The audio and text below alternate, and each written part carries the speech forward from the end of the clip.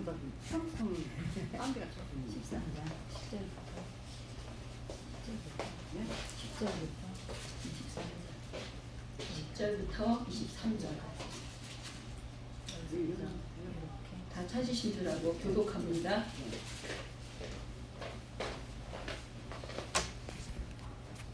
제자들이 예수께 나와 가로되 어찌하여 저희에게 비유로 말씀하시나이까? 대답하여 가라사대 천국의 비밀을 아는 것이 너희에게는 허락되었으나 저희에게는 아니되었나니 무릇 있는 자는 받아 넉넉하게 되되 무릇 없는 자는 그 있는 것도 빼앗기리라. 그러므로 내가 저에게 비유로 말하기는 저희가 보아도 보지 보지 못하며 들어도 듣지 못하며 깨닫지 못함이니라. 이사야의 예언이 저희에게 이르렀으되 너희가 듣기는 들어도 깨닫지 못할 것이요 보기는 보아도 알지 못하리라. 이 백성들의 마음이 완악하여져서 그 귀는 듣기에 둔하고 눈은 감았으니 이는 눈으로 보고 귀로 듣고 마음으로 깨달아 돌이켜 내게 고침을 받을까 두려워하노라 하였느니라. 그러나 너희 눈은 봄으로 너희 귀는 들음으로 복이 있도다. 내가 진실로 너희에게 이르노니 많은 선지자와 의인이 너희 보는 것들을 보고자 해도 보지 못하였고 너희 듣는 것을 듣고자 하였어도 듣지 못하였느니라. 그런즉 씨 뿌리는 비유를 들으라. 아무나 결국 말씀을 듣고 깨닫지 못할 때에는 악한 자가 와서 그 마음에 뿌리운 것을 빼앗나니 이는 곧 길가에 뿌리운 자요 돌밭에 뿌리었다는 것은 말씀을 듣고 즉시 기쁨으로 받되 그의 때가 없어 잠시 견디다가 말씀을 인하여 혼란이나 핍박이 일어나는 때에는 곧 넘어지는 자요. 가시떨기에 뿌리었다는 것은 말씀을 들으나 세상의 염려와 재래의 유혹에 말씀에 막혀 결실치 못한 자요. 좋은 땅에 뿌리었다는 것은 말씀을 듣고 깨닫는 자니 결실하여 혹 100배, 혹 60배, 혹 30배가 되느니라 하시니라. 아멘. 오늘은 천국의 비밀이라는 말씀으로 함께 생명의 말씀을 나누겠습니다. 많은 사람들이 천국을 소망하고 천국은 가고 싶어해요. 그러나 이 땅에 살아가면서 천국을 알려고를 하지를 않아요. 천국을 알아야 천국에 가는 방법도 알고 천국이 무엇인지 알 터인데 천국은 소망하면서도 막상 죽으면 천국 간다는 그런 마음 갖고 싶은데 살면서 천국에 대한 준비는 하려고 하지를 않는 것을 이렇게 모순적인 것을 볼 수가 있습니다. 예수님이 오셔서 제자들에게 늘 말씀하셨어요. 너희들은 천국을 준비하라. 천국을 준비하라. 세례 요한이 와서 세계하나 천국이 갖고 왔다고 먼저 천국을 말씀하셨고 예수님이 오셔서 또 세계하나 천국이 갖고 왔다고 말씀하셨어요. 그래서 천국에 대한 관심을 이스라엘 백성들이 이스라엘 백성들에게 유대인들에게 예수님이 태어나셔서 천국에 대한 관심으로 환기를 시킨 거예요. 그전에는 먹고 마시고 또 어떻게 하면 잘 살까, 어떻게 하면은 이 로마의 압제 속에서 우리가 살아날 것인가 하면서 그러한 삶에 대한 허덕임을 가졌던 그러한 시대에 예수님이 나타나셨고 예수님 태어나기 6개월 전에 먼저 태어난 세례 요한이 예수님의 길을 닦았던 그러한 사건이 바로 이제 공관복음 새 복음서에 다 나와 있습니다. 그래서 예수님이 오시기 전에 나타난 세례 요한은 뭐라 그러냐면 나는 광야에 길을 예비하는 자라. 그가 오시는 길을 예비하는 광야에 외치는 자라고 얘기를 했어요. 광야 같은 세상 속에서 천국을 향해 외치는 자가 있어야 하는데 그것이 바로 세례 요한의 역할이었을 것입니다. 그래서 세례 요한이 광야를 통해서 천국이 가까웠다라고 선포하고 그는 율법의 마침으로 죽음을 당하게 되어지고 세례 요한이 증거했던 천국이 되신 그분이 이제 오셔가지고 천국의 삶에 대한 실제를 보여주고 제자들과 많은 사람들 앞에 하늘나라의 일을 보이시고 그 비밀을 나타내 주셨습니다. 그럼에도 불구하고 그들의 눈은 보지 못하고 듣지 못하고 깨닫지 못하는 이 마음을 그때 예수님이 오셨을 때의 이 일을 갖다가 이미 예수님이 오시기 600년 전에 이사야라는 사람을 통해서 그 마음에 그들의 어둡고 어눌하고 답답한 그러한 것들을 이미 표현을 해주고 계셨습니다. 오늘 14절에 이사야 예언이 저에게 이루었으니 일렀으되 너희가 듣기는 들어도 깨닫지 못할 것이요 보기는 보아도 알지 못하리라. 이 백성의 마음이 완악하여져서 그 귀는 듣기에 둔하고 눈은 감았으니 이는 눈으로 보고 귀로 듣고 마음으로 깨달아 돌이켜 내게 고침을 받을까 두려움이라 하였느니라. 아멘. 이러한 말씀을 이 예언의 말씀이 이제 신약에 6번이나 인용을 하면서 이사야가 이미 이렇게 예언을 해놨는데 이 백성들의 지금 마음이 그렇다는 거예요. 이미 예수님 오실 때의 마음을 그 환경의 사람들의 생각을 이미 600년 전에 기록을 해놨다는 거 이건 너무나 놀라운 것입니다. 사람의 마음을 10년 후에는 어떻게 될 것인가 20년 후에는 어떻게 될 것인가 이것에 대한 예언이 이 세상에 성경밖에 없는 것을 깨달으시기를 바랍니다. 아멘.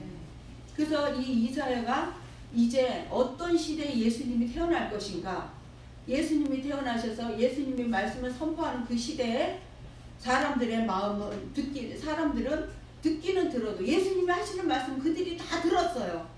너희들이 지금 천국이 가까웠다. 내가 온 것은 하나님이 내 안에 함께 하셔서 내가 천국 되어진 것을 너희들이 보이기에 왔다라고 누누이 말씀하시고 그 천국에서 오신 실제를 증거하시기 위해서 기적과 이적을 행하며 그들에게 사람으로서 할 수 없는 것들을 하나님만이 하실 수 있는 것들을 예수님을 통해서 나타내 보이셨어요. 그런데 그들은 듣기는 들었어도 그를 깨닫지 못했어요. 그게 무슨 소리인지 알지 못했어요. 보기는 보았어도 이게 무엇 때문에 이것이 이루어지고 있고 무엇 때문에 이것을 예수님이 행하고 있는지 알지를 못했어요.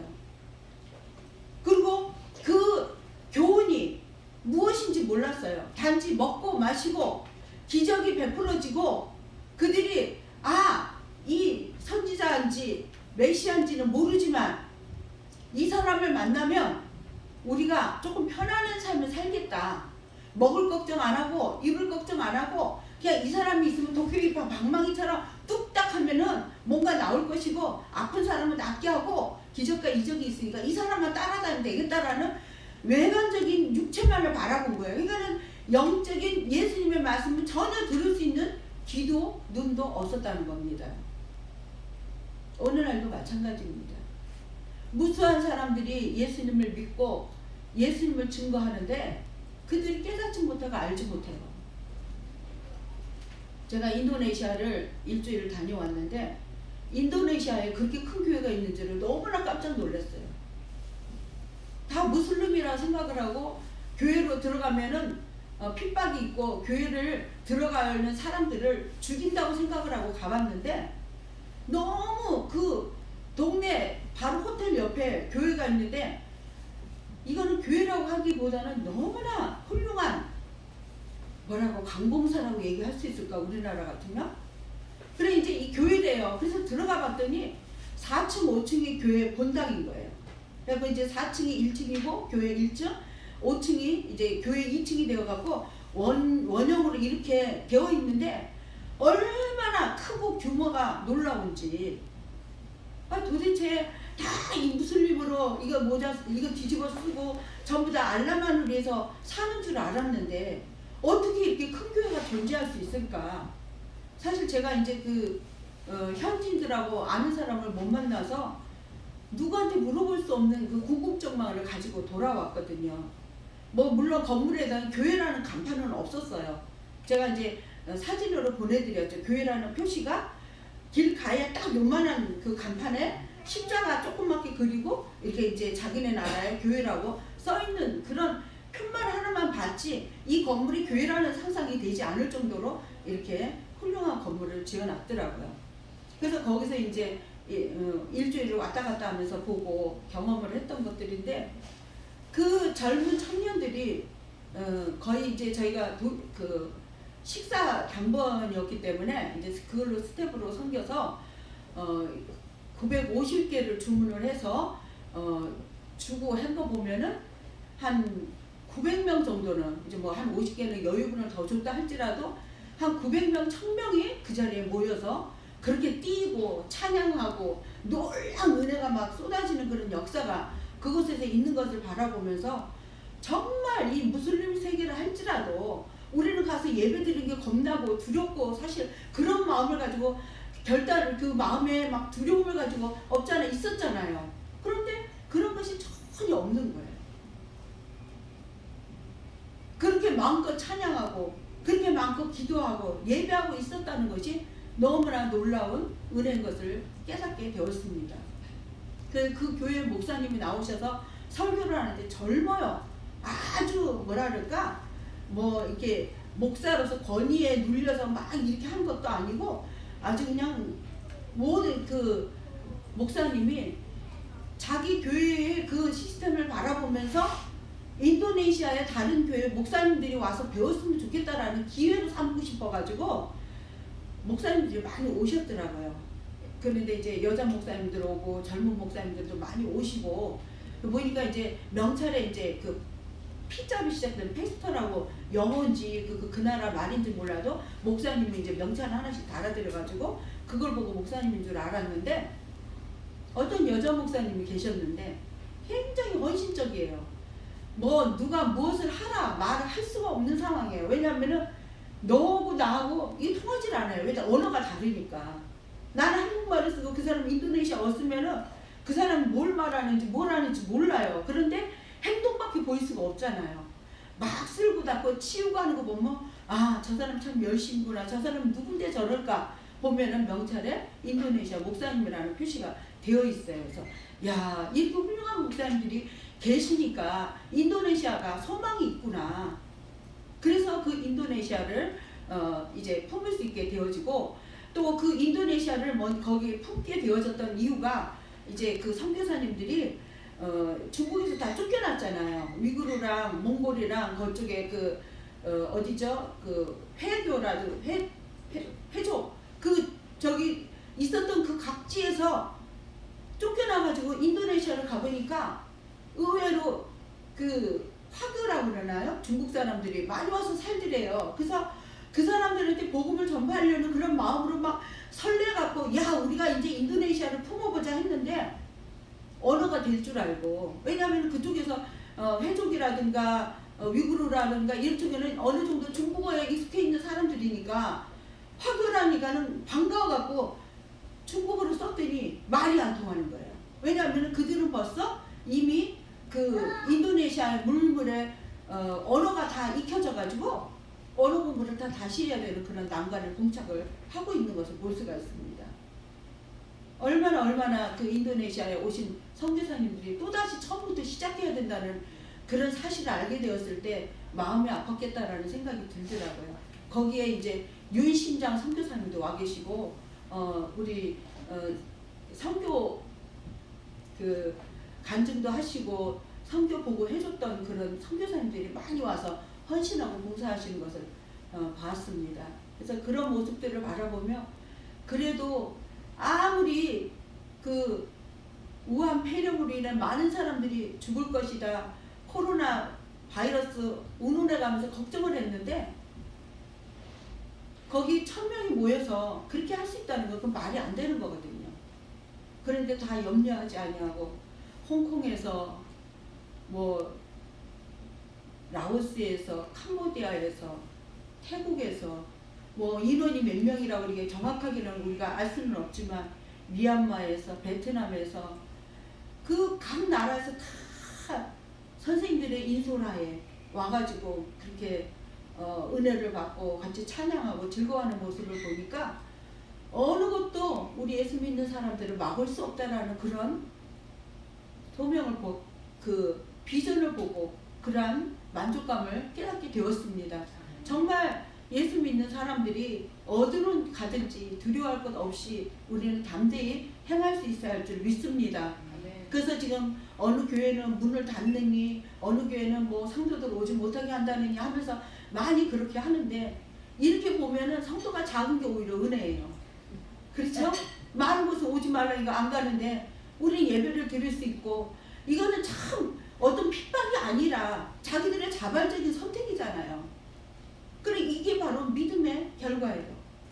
과연 믿음이 있는 사람이 얼마나 있을까? 시대적으로 많은 그런 연단과 환란이 있는 가운데 믿음을 지키기 위한 그런 사람들의 인내와 수고, 그리스도인들의 그 삶을 통해서 오늘날 우리가 천국을 내가 소유하고 예수 그리스도를 만난 기쁨과 감격이 있다면, 과연 이 시대적으로 나는 어떠한 마음과 어떠한 것으로 하나님 앞에 기도하며 신앙으로 살아야 될 것인가, 이러한 생각을 해보게 되어지는 것입니다. 로마 시대 여러분도 알죠? 열병인지 그 병으로 많은 사람들이 죽었어요.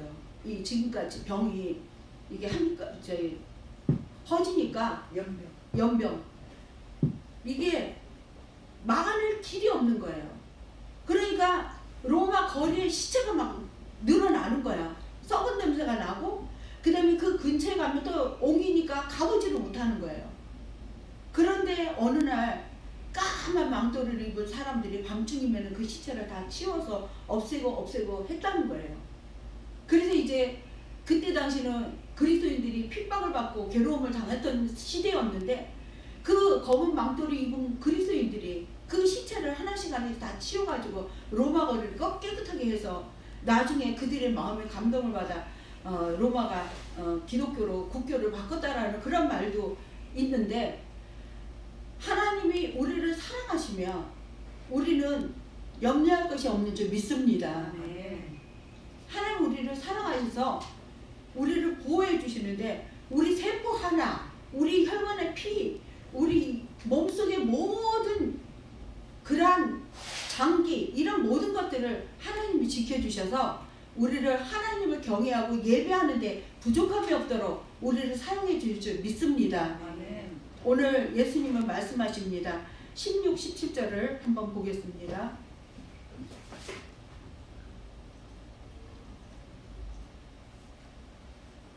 그러나 너희 눈은 봄으로 너희 귀는 들음으로 복이 있도다.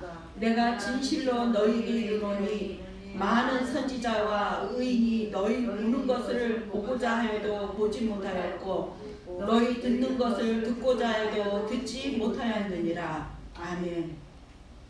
저는 이것을 눈으로 본다는 게 무엇인지, 귀로 듣는 것이 무엇인지, 그런데 복이 있다고 했는데 이게 무슨 뜻인지 굉장히 이게 고민스러웠어요. 그래서 그냥 우리는 천국을 보고 있고 눈으로 듣고 있었나 보다 이렇게 생각을 했는데, 지금 제자들에게 너희는 지금 눈으로 보고 있고 너희는 지금 듣고 있다라고 얘기를 했어요.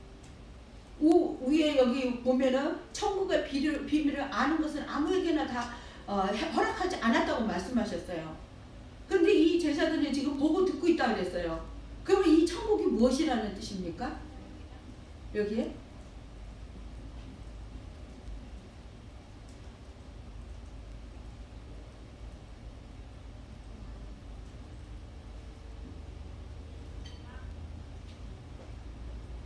이들이 보고 들음으로 인해 복이 있다 그랬어요.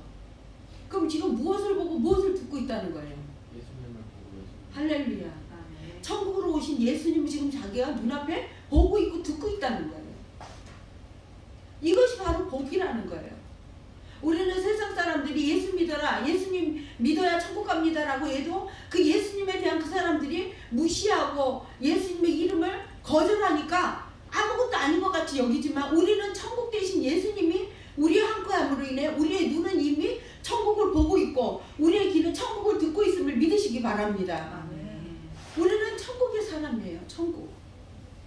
그래서 여기 예수님 말씀하시기를 많은 선지자와 의인이 너희들이 지금 보고자 하는 것을 보고 듣고자 하는 걸 듣고자 했지만 못 듣고 못 보았다는 거예요. 왜 그래요?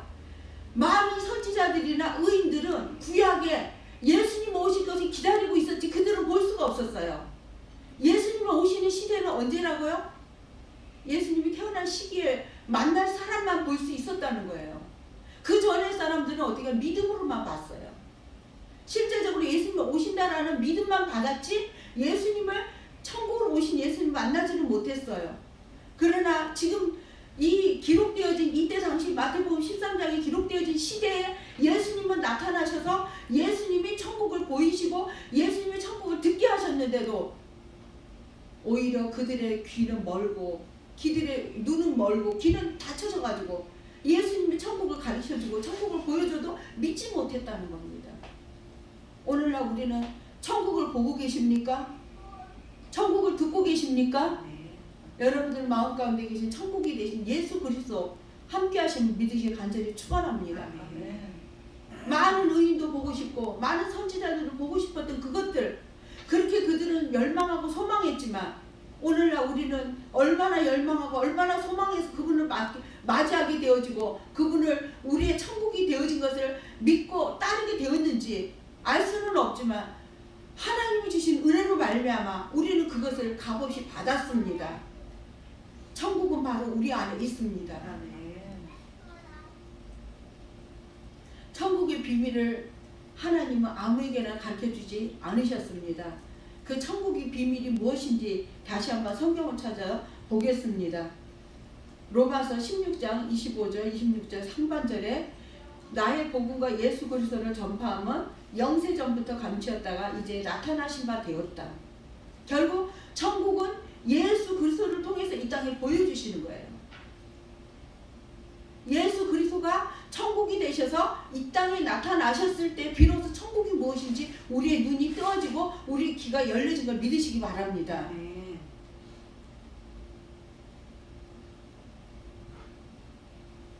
거기 어떤 예화를 듣는데 말씀 중에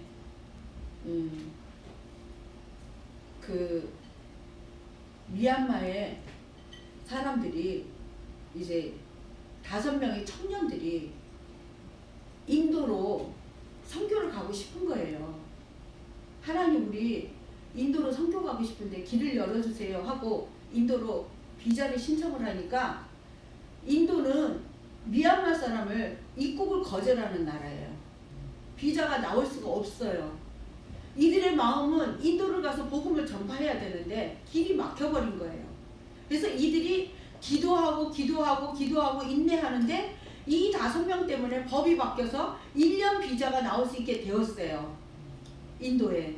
그래서 복음을 인도로 전파하러 가가지고 거기서 5명의 사역자가 복음을 전파하는 그런 것을 이제 영상을 통해서 보여줬는데 너무나 감격스럽잖아요. 우리는 그것은 안 돼 하면 그냥 끝나는 걸로 아는데 하나님은 세계 곳곳에서 복음 전파를 해서 겨자씨 같은 믿음의 젊은 청년들 또한 소원하는 믿음의 자녀들을 향하여 하나님 일하고 계신 걸 믿으시기 바랍니다. 인도네시아요, 미얀마요? 미얀마에서 인도로 가기를. 미얀마, 인도네시아가 아니고. 왜냐하면 세계 각국의 선교 상황을 이야기를 하는 거니까. 그래서 그 인도네시아도 사실은 복음을 받아들인 지가 아주 오래된 나라예요. 그런데 무슬림에 의해서 복음이 다 막혀버리고 잠적이 되어버린 거죠. 그래서 29억 인구가 29억이라는데 2억 9천이라는데 제가 2억 9천이었는데 기독교인이 거기서 한 몇 프로? 얼마가 있어요. 근데 그들에게는 어떤 게 보장이 돼 있냐면 남에게 전도하지 마라. 니네들끼리만 믿어라. 그게 조건이에요. 그러다 보니까 어떻게 도전을 못해요. 새로운 사람이 자꾸 와야 되고 전도도 해야 되는데 그런데 이번 선교의 컨퍼런스를 통해서 그 청년들의 그 뜨거운 열정을 불러일으켜서 친구들을 전도하고 복음을 전파하는 일에 그들이 사용이 되어진다면 인도네시아의 복음이 더욱더 확산되어질 줄 믿습니다. 오는 길에 저희가 택시를 탔어요. 공항까지. 거의 한 1시간 반을 탔을까? 차가 굉장히 막 밀리더라고요. 금요일 날은 금요 우리나라에 철야 하듯이 그 나라에 그 기도하러 가는 그런 시간이 저녁 몇 시가 되어서 막 사람들이 빨리빨리 움직여야만 해요. 왜냐면 기도 시간 마치려고. 그러다 보니까 길이 막 꽉꽉꽉 막히는 거예요. 근데 이 택시 기사를 이제 앞에 집사님이 앉고 뒤에 이제 세 사람이 앉고 같이 갔는데 종교가 무엇이냐 그러면서 운전기사한테 물어봤어요. 구글을 한 거를 아주 잘 써먹었어요. 오늘 이제 이번에 기회에 가르쳐줘가지고 그대로 해가지고 이제 구글 가지고 하는데 나이가 몇 살이냐 이거 28이래요. 자기는 아이가 하나가 있고 무슬림이라고 얘기하더라고요. 그러니까 이제 이 집사님이 열정이 얼마나 가득한지 막 너 예수 안 믿으면 안 돼 막 이러면서 막 너 꼭 예수 믿어야 돼 무슬림은 버려야 돼 이제 알라한테 가서 절하지 막 이러면서 막 폭격적으로 했어요. 그러면 이게 안 되는 거거든요 사실은. 근데 우리는 관광을 왔다고 얘기를 해놓고는 막 전도를 이제 시작을 한 거예요. 그래가지고 가다가 차가 밀릴 때 너 예수님 영접해 나 따라해 이러면서 이제 나는 예수님 믿습니다 하나님 믿습니다 내 마음에 오셨습니다 다 따라하니까 따라서 다 하더라고요. 그래서 이제 이 사람 하나 영혼을 구원했다고 막 기뻐하고 또 기도해 주라 그래서 내가 이제 한국어 하면 구글로 해갖고 또 들려주고 해갖고 기도하면서 이제 너는 하나님의 사람이다라고 이제 인치고 그러고서는 왔는데 제가 미얀마랑 이렇게 우리나라도 마찬가지잖아요. 돈을 주고받고 하는 관계에서 돈 받기 전에는 뭐든지 다 해요. 그래서 이제 그 사람이 저도 미얀마에서 택시 탈 때마다 그렇게 해보고 했는데 막 기쁘고 즐겁더라고요. 전도할 때마다 받아들이고. 근데 그 마지막에 인도네시아에서 이제 공항에 딱 내렸는데 그 사람이 돈을 딱 받고 났는데 얼굴이 싹 바뀌어진 거 봤어요. 그동안에 돈 때문에 굴복하고 있었다는 게 딱 마음에 오더라고요. 참 마음이 아팠어요. 그러나 하나님께는 돈 때문이든 우리는 돈으로도 사랑을 했잖아요. 영혼을. 그러니까 돈 때문이든 뭐 때문이든 이 사람에게 예수 이름을 전했고 예수를 그리스도라고 하나님의 아들이라고 고백시키고 하나님의 자녀로서 인쳤으니까 나머지는 하나님이 알아서 해주십시오 하고 이렇게 이제 기도하고 왔는데 세계 곳곳이 다 예수 이름을 거절을 해요. 그러나 돈 앞에는 그들이 무릎을 꿇어요. 그래서 예수 믿는 사람이 좀 더 부강해서 예수 이름을 증거하려면 돈을 많이 벌어서 돈으로라도 그 영혼들을 사야 되지 않을까. 그런 시대가 점점 더 되어지지 않을까 이런 생각을 해보게 되었습니다. 예수님이 오셨을 때 예수님은 돈이 없었어요. 돈으로 그들의 영혼을 사지 않았어요. 그러나 예수님은 그들에게 말씀을 먹이시고 그들에게 천국을 증거하셨지만 그들이 받아들이는 건 뭐예요? 육적인 예수님만 받아들였어요. 예수님이 병고침에 반해서 쫓아다니고 예수님이 500여의 역사를 나타낼 때 쫓아다니고 예수님이 앉은 자를 일으켜 세우고 눈먼 자를 고쳐주시고 귓머거리를 열고 벙어리를 여르게 하시고 이렇게 죽은 자를 살리시고 이러한 역사를 할 때 예수님을 인기 있는 사람으로 여기고 그룹대처럼 따라다녔어요. 그러나 예수님이 십자가 못 박혀 고난을 당하고 고통을 당할 때는 예수님을 따르는 자들이 다 예수님을 반대를 했어요. 왜 그럴까요? 나도 저 예수를 따랐다가는 똑같이 죽으면 어떡해? 나도 저 예수를 지지했다가 나를 붙잡아가면 어떡해? 그 육신의 두려움에 빠져서 결국 그들이 예수님을 떠나버리고 말았던 것입니다. 우리 이 땅에 살아가면서 굴곡이 많아요. 좋을 때는 예수님 잘 따라갈 수 있어요. 얼마든지 예수님 사랑한다고 얘기를 해요. 그러나 내게 고통과 아픔이 있을 때 과연 그때 예수님을 만날 수 바라보고 예수님만을 위해서 따라갈 수 있는가? 우리는 생각해 보아야 합니다. 천국은 우리 눈앞에 있고 내 마음에 있고 나의 삶 속에 지금 천국이 펼쳐지고 있는데 환경적인 문제, 세상적인 문제에 빠져서 내 안에 계신 천국을 잃어버리고 천국을 외면하는 삶을 살고 있을지 우리는 돌아보아야 할 줄 믿습니다. 천국의 삶은 여기에 4가지 말씀으로 통해서 결과를 나타냅니다. 첫 번째, 19절 한번 보겠습니다.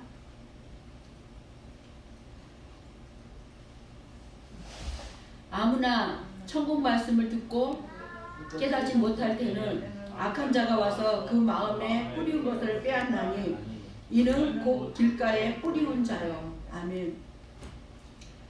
하나님의 말씀은 다 곳곳에 다 떨어져요. 천국 말씀은 나는 못 들었어요 하지 못하도록 다 떨어져요. 길가든지 어디든지 말씀이 다 떨어졌는데 그것을 받아들이는 사람, 그것을 믿고 순종하는 사람, 그것을 하나님 원하시는데 그 말씀이 떨어졌지만 그 말씀을 길가에 뿌려있기 때문에 새가 와서 먹어버리는 거예요. 그래서 빼앗다, 여기서 빼앗는다고 그랬는데 여기는 안 나오지만 다른 복음서에는 악한 자가 와서 뿌린 것을 빼앗아 간다 그랬어요. 그 악한 자를 다른 복음서에는 새라고 그랬어요. 새들이 와서 쪼아먹어. 누가 좋아해요? 씨 같은 거 누가 좋아해요? 새가 좋아하잖아, 씨. 그래서 씨를 쪼아먹는 게 악한 자라고 그랬어요. 하나님의 말씀을 우리 심령 가운데 우리가 복음을 전파할 때 그들의 마음밭에 길가빠치기 되기 때문에 씨를 뿌렸는데 예수님 믿으세요. 하나님 당신을 사랑하십니다. 하나님 당신을 위해 죽으시고 벌하셨습니다. 아무리 좋은 말씀으로 그들에게 영원한 생명을 전해도 그들이 받아들이지 못하는 것을 악한 자들이 와서 그 씨를 뺏어가는 거예요. 아이고 무슨 천국이 있어. 아이고 무슨 천국의 말씀이 뭐 내가 필요해. 나 지금 먹고 사는 게 중요해. 나는 지금 먹는 것만 가지고 있으면 돼 하고 아예 하나님의 말씀을 받아들이려고 하지 않는 그런 사람들, 그것을 바로 길가빠 사람이라고 말을 하는 것입니다. 그 다음에 20절 21절입니다.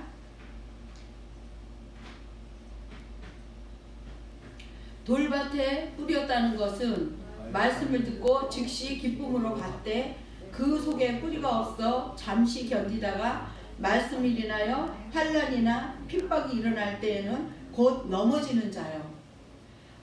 너무 좋다. 어머 하나님 말씀이 이렇게 좋아. 아우 나 하나님 말씀대로 살 거야. 막 그러고 신나가지고 야 진짜 하나님 말씀이 이렇게 좋은 거구나. 예수님이 이렇게 좋은 분이구나 라고 생각을 했는데 뿌리를 쑥 내리지를 못해요. 왜? 돌멩이가 있어서. 그래서 그런 사람 뭐라 그래요? 가다가 돌뿌리에 넘어지면 에이 내가 그까지 예수 믿어 뭐해? 그러면서 그냥 싹 잃어버리는 거예요. 하나님 말씀 분명히 받았어요. 그러나 그는 말씀이 뿌리를 내리지 못하는 거예요. 22절입니다. 가시떨기에 22절 가시떨기에 뿌렸다는 것은 말씀을 들으나 세상의 염려와 재리의 유혹에 말씀이 막혀 결실치 못하는 자요. 밭이 좋은 밭이었으면 좋은데 가시떨기 밭에 떨어진 거예요. 씨가. 그래서 씨가 떨어졌는데 이 씨가 자라나면은 똑바로 자라나갖고 햇빛과 공기와 물을 다 받아들여서 열매를 충실하게 내야 되는데 가시가 있으니까 이 나무가 이렇게 삐뚤삐뚤 가시를 피해서 자라다 보니까 열매를 맺을 수가 없는 거예요. 지금 뭐냐면은 예수는 분명히 믿었는데 어려운 문제가 딱 닥쳤어.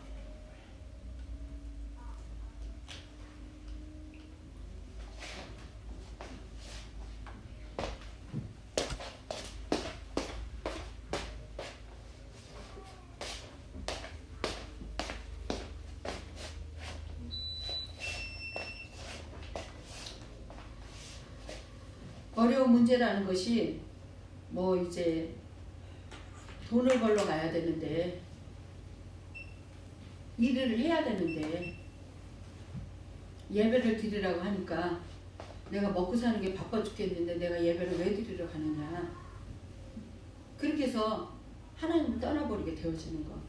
이것이 바로 재리의 유혹이에요. 세상의 염려와 재리의 유혹. 그렇게 해보려고 하는데 문제가 딱 걸리면 그냥 딱 포기하고. 그러니까 좋은 열매를 맺을 수가 없어요. 수만 번 수천 번 하나님 나 이렇게 안 살고 싶어요 하고 말씀 들을 때는 그렇게 그 하나님의 말씀대로 살려고 몸부림치고 애를 쓰는데 또다시 넘어져 버려요. 아 그래도 나는 지금 돈이 바빠. 난 그래도 저 사람 만나는 게 더 중요해. 난 그래도 이 문제 때문에 나는 갈 수가 없어. 할 수가 없어. 하면서 하나님의 말씀에 대한 반응을 할 수가 없는 그런 사람.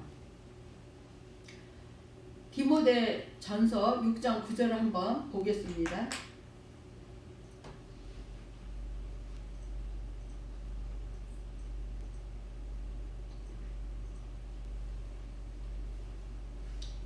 구하려 하는 자들은 시험과 올무와 여러 가지 어리석고 해로운 정욕에 떨어지나니 곧 사람으로 침륜과 멸망에 빠지게 하는 것이라. 아멘.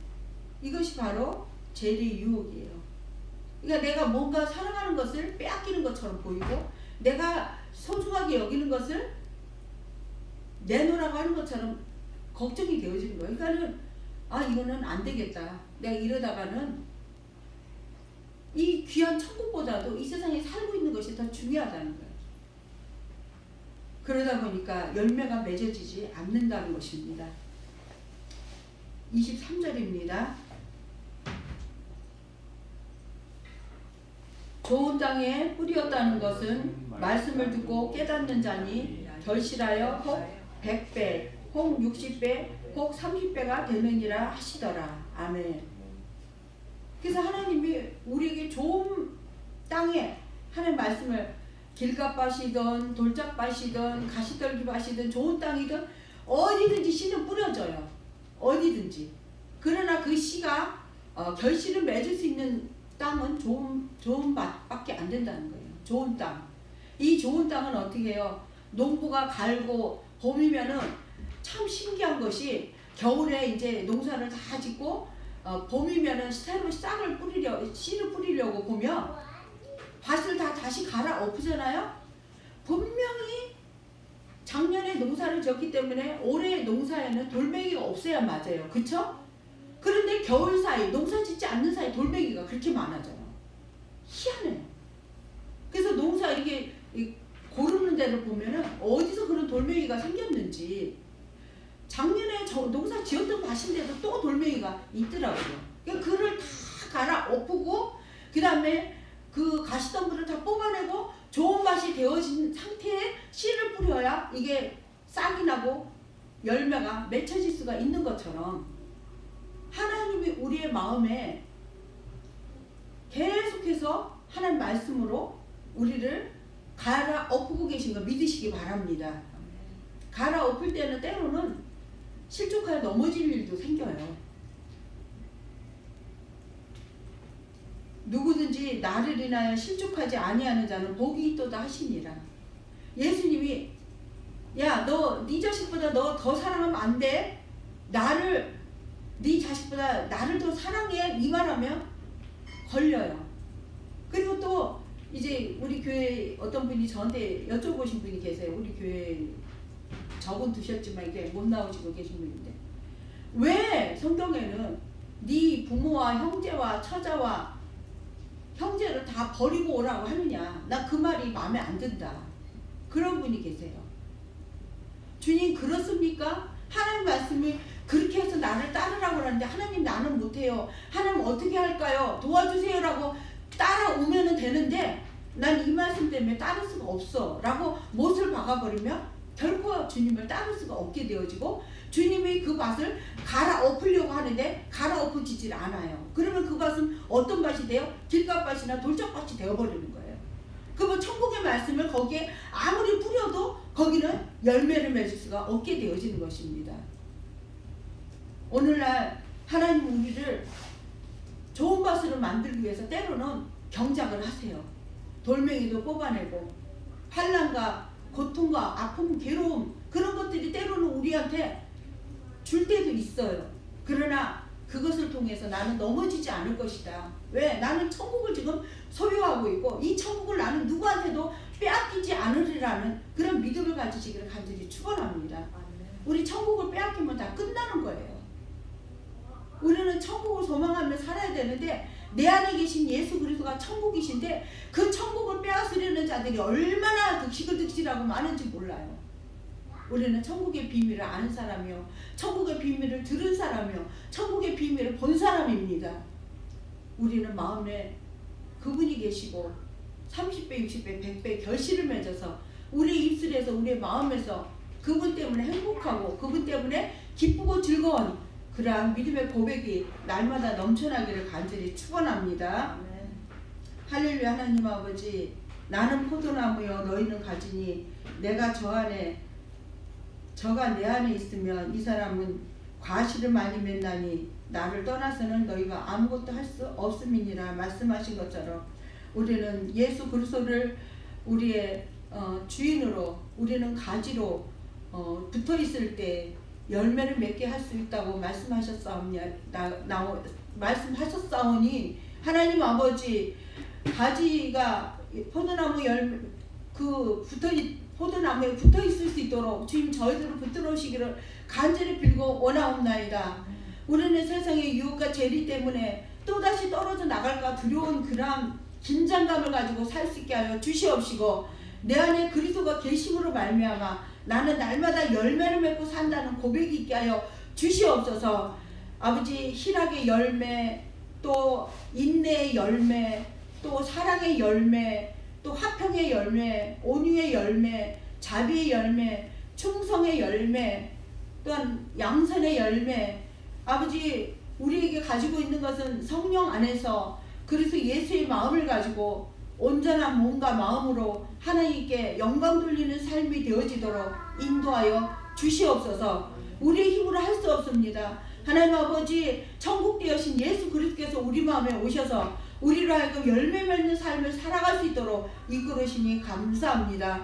오늘도 아버지, 천국의 비밀이 되신 예수 그리스도를 통해서 하늘나라를 밝히 보며 하루하루 하늘나라 가까이 가는 저희들 되어지게 도와 주시옵소서. 영원한 생명의 주인이 되신 예수 그리스도 이름으로 간절히 기도하옵나이다. 아멘.